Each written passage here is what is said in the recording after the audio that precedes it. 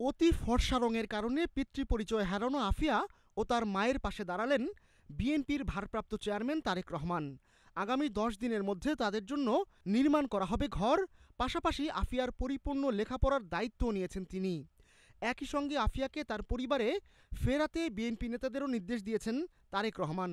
শুক্রবার সকালে যশোর সদর উপজেলার বাজুয়াডাঙ্গা গ্রামে আফিয়ার নানা বাড়ি গিয়ে তারেক রহমানের এ বার্তা পৌঁছে দেন বিএনপির খুলনা বিভাগীয় সাংগঠনিক সম্পাদক ও যশোর ৩ সদর আসনের প্রার্থী অনিন্দ্য ইসলাম অমিত।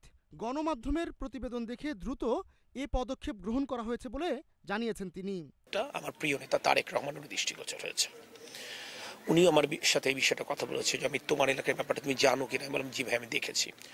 তো আমি প্রথমত যেটা করবার চেষ্টা করব সেটা হচ্ছে এই যে ওর মা মানে আফিয়ার তো থাকবার কোনো জায়গা নেই, ওরা রাতে বিভিন্ন বাসায় থাকতে হয়, এটা তো তাদের নিরাপত্তার জন্য একটা সংকট। আমি দ্রুততম সময়ের মধ্যে অন্তত ওদের মাথা গোজার একটা ঠাঁই করে দেওয়ার চেষ্টা করবো ইনশাল্লাহ। আমি আমার দলের নেতাদেরকে আজকে দায়িত্ব দিয়ে যাব। আমি চেষ্টা করব এটা 7 থেকে 10 দিনের মধ্যে অন্তত ওর মাথা গোজার ঠাঁই করে দেবো ইনশাল্লাহ। এদিকে বিএনপির ভারপ্রাপ্ত চেয়ারম্যানের দ্রুত পদক্ষেপে সন্তুষ্টি প্রকাশ করেছেন আফিয়ার মা মনিরা খাতুন।